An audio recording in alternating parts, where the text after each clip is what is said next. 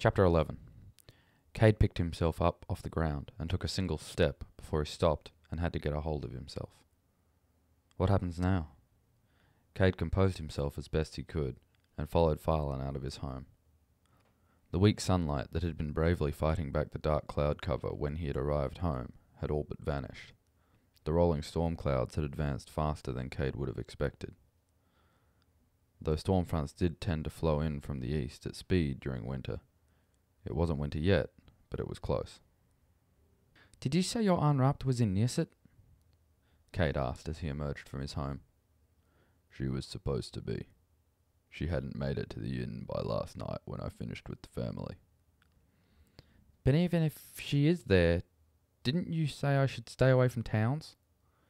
And you said that the story of what happened would get out. No. I said that fortress cities like Fes Araranth in the south all have checkpoints to cross. Nearset doesn't. And yes, the story will get out. But they think I came back to kill you, so they're not going to the authorities. Word will start in the shelters, and eventually someone in the sect will hear about it. Hasn't been an Arndesim found near here in a long time, so the sect will certainly take action when they find out a speaker didn't come back with one. He then reached out and put a hand behind Cade and moved him forward with a shove. So it's important that we get moving. If there are teams in the city, shouldn't I stay outside while you go in and get your partner? Farlan scratched the back of his neck. Well, I'm not sure she'd come with me. You don't know if she's going to help me? Well, no. Farlan gave him a sidelong look and adjusted the harness, holding the massive weapon on his back. If you don't want the help, you can always go back. Maybe I should, Cade thought bitterly. The sentiment didn't hold much weight, though. Going home, there was nothing there. The only thing that would have kept him there was Emin, and he was dead. Going back now just meant waiting to be captured, waiting to be killed. His thoughts kept coming back to the same question. What do I do now? Farlan didn't look at him. I'm not sure, lad. I'm not Arn Rapt, so I don't see the difference between you and anyone else. But wherever you go, there will be an Arn Rapt that can tell. To them, your anima will stand out like a veer at a banquet. My anima? It's different to other people's?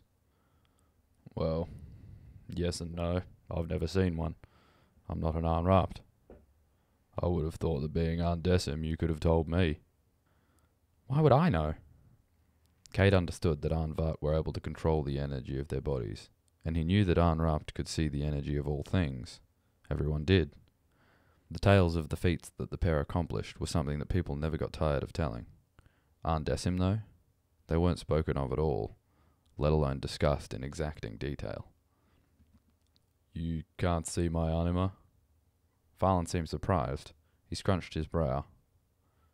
I haven't exactly met a lot of the Desim. I just sort of expected that you could. Cade stopped mid-step. That didn't make any sense. How could you see someone's soul?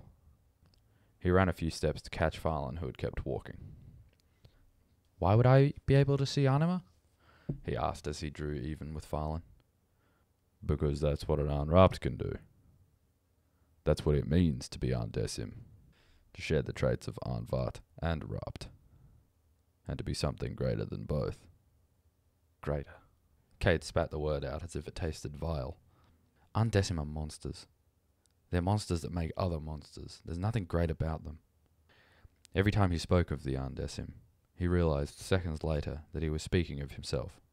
It felt confusing. Like the name Cade belonged to two different people within him. Never before had Cade hated himself. And yet, the hatred for the Arndesim, this other him, flew from his mouth with an ease that no other utterance ever had. He looked to the ground as he walked. Farlan sighed softly. Lad, have you ever created a monster? Cade appreciated the sentiment, but internally, Cade couldn't forgive himself. No, I've never created a monster. I am one, he thought. Thinking about it hurt. He tried to take his mind away from it, trying to interest himself in the sights and smells of the highway. Nothing worked. His mind just kept coming back to what he had done. This ended when he noticed Farland shift his harness again. Cade took note of the Samaral strapped to the strange harness once again. Farland hadn't had it with him when they first met. He'd collected it from Nearset then? The leather straps that connected the various leather plates in place over Farland's body all connected to the rig on his back that supported the Samaral. The weapon itself was a massive rod of some kind of deep grey steel. It was almost as long as Farland was tall. The pommel stuck up behind him and ended in line with the top of his head. It capped off a leather-wrapped hilt that had enough space for at least 4 of Cade's hands. Below the hilt was a long length of steel that was not much more than a 6-sided steel rod. It had no sharpened edge, nor any barbs or nodules. It ended by Farland's knees, the 6 sides all coming together into one long point that was at least the length of Cade's forearm. The point was shallow compared to the overall length of the weapon, and the tip looked sharp, but not overly so. It looked like it had been dulled, and Farland either hadn't bothered or hadn't needed to sharpen the point again. Cade marvelled at the overall size of it. No consideration had been given to weight reduction, as the hexagonal sides were so thick that Cade couldn't have wrapped his hand all the way around it.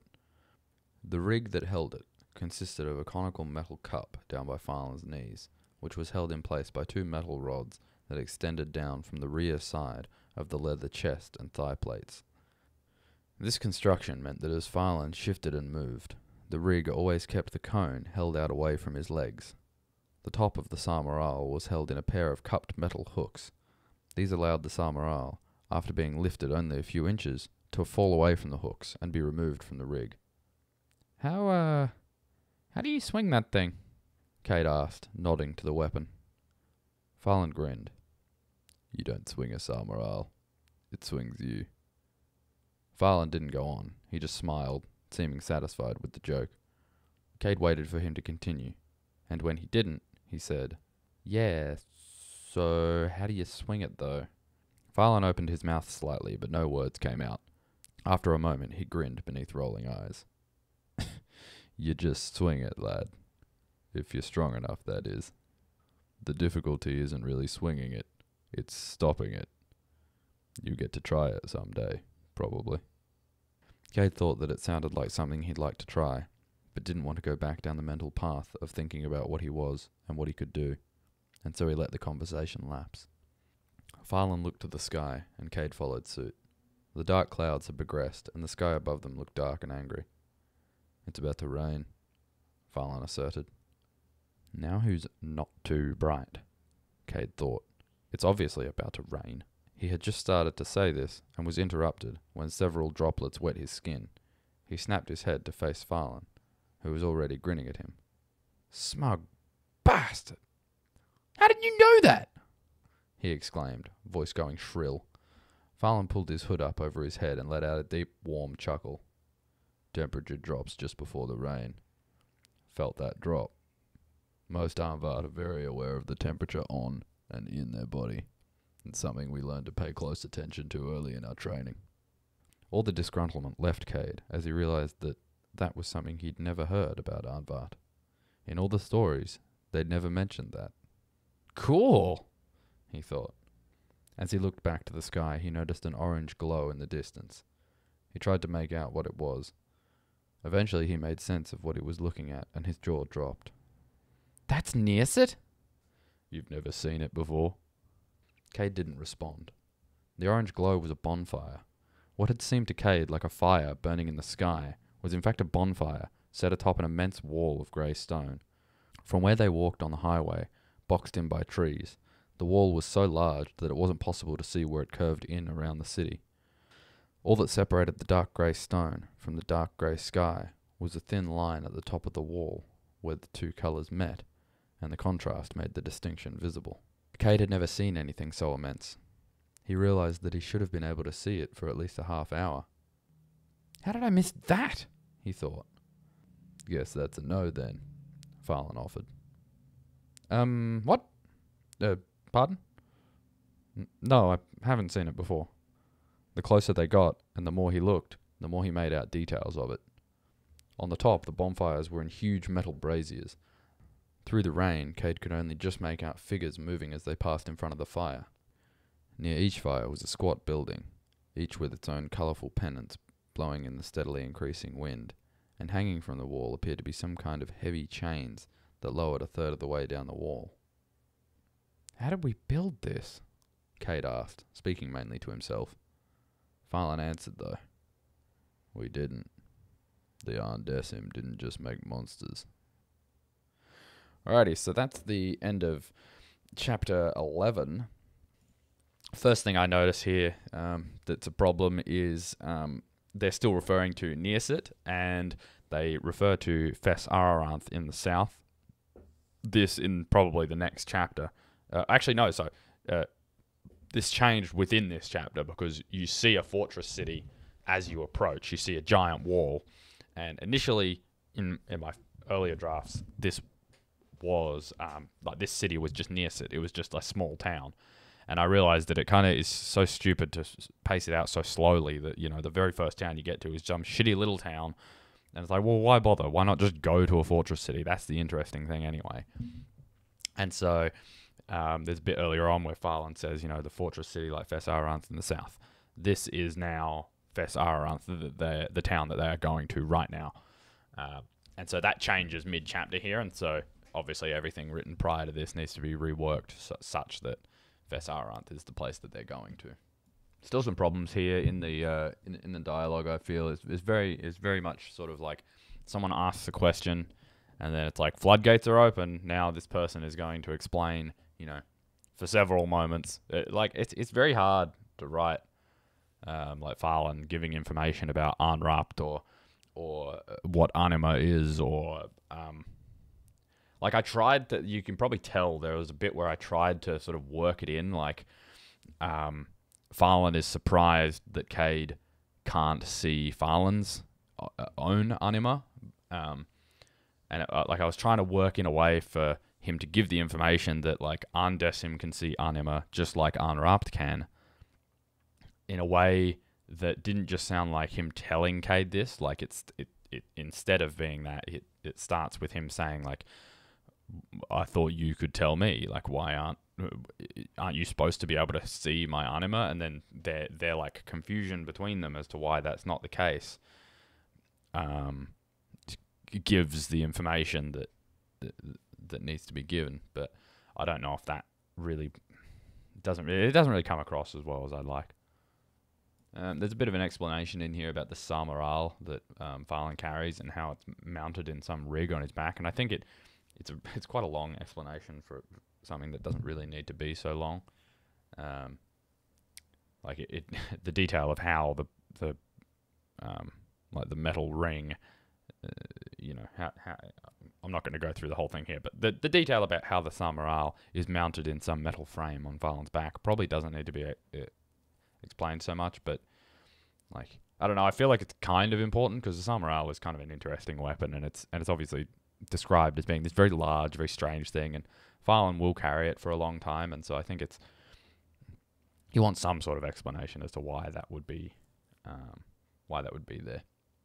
And also there's another bit where like Farlan says it's about to rain, and then Cade's like, "Oh well, of course it's going to rain, you idiot! Like look at the fucking storm clouds." And then it starts raining, and Cade replies, "You smug bastard! How did you know?" It doesn't really come across that the reason he's like indignant at Farlan knowing is because it started raining this second, like right then, which is like what I was going for. Like I wanted it to be like, Farlan says it's about to rain, and then Cade says, "Well, obviously it's about to," like Cade's thinking obviously it's going to rain, assuming that Farlan just meant it's going to rain soonish, and then Cade is surprised when it starts raining instantly. Maybe a different way to do it might be that Farlan's like, "You should put your hood up, it's going to rain." And then Cade, can still turn around and say, "Well, yeah, of course it's going to rain. Look at the clouds." And then like in that moment, Farlan's already got his hood up and it starts raining really quickly and Cade gets drenched or something like that. That might work. But yeah, the idea that, again, here the dialogue's kind of shitty because it goes like, Farlan then is like explaining how he knew and how. So again, this was like a way to try and work in dialogue about the fact that Anvat have, like, they're intimately familiar with the temperature around them and in them, because that's, heat energy, and that's a core part of their sort of internal energy control is their temperature. And so, like, it was trying to work in that dialogue in a way that sort of it made, like, it was a way to give the information about him in a way that fits in with what they're doing, I guess, like a way to work in the dialogue in a way that wasn't just like, hey, Cade, let me tell you about this thing that Anvat can do. Like, or better yet, hey, reader, let me tell you about this thing. Because, like, that's kind of what it is, right? And it still comes across as a bit too clunky. And I'm not really sure how to fix that or how to have it be less clunky. And the only other thing, I can't remember where it was. There's another bit here that it may actually be fine. I'm not really sure. It's just, as someone who knows how the magic system works, it doesn't make sense when I read it. But that, or like it catches your attention when I read it. But for readers, it might actually work fine. But there's a moment where they're talking about Anima, and Farland's talking about, this is what I was mentioning just a bit ago, where Farland's mentioning that, he's surprised that that Cade can't see Farland's Anima. And Cade responds with something to the effect of, like, why would I be able to see Anima? And then Farland replies, because that's what Arnrapt can do, and that's what it means to be Undecim, is to be part of both. And in this moment, the wrinkle is that Cade and, I guess, kind of the reader don't appreciate that, but because it sounds odd when I read it, because Arnrapt, it's like completely obvious that Arnrapt see Anima. And I feel like maybe even earlier in the story, it's been alluded to that Arnrapt see the life force in people. And so when Cade's like, why would I be able to see Anima? I suppose, yeah, it's just because he doesn't realize that that's what Undecim are, is both things. So it kind of does flow fine. But I also was unsure whether or not I wanted to make it the case that he was like, why would I be able to see Anima? Because he thought that Arnrapt only see energy, and he didn't realize that the Anima, or someone's soul, the conceit of this sort of world is that is a type of energy. And so it could be taken both ways, but yeah, well, I'll have to do some deep thinking about how that bit goes, and like what is known about Arnrapt specifically, like by the populace. Like, is it known that they see energy? Is it known that they see energy and souls? Is it known that, because I'd want it to probably not be known that souls are a type of energy, because that's kind of like the only people that would really need to know that, I guess, are Undecim, and so that may not need to be common knowledge, because like no one else could do anything with that information.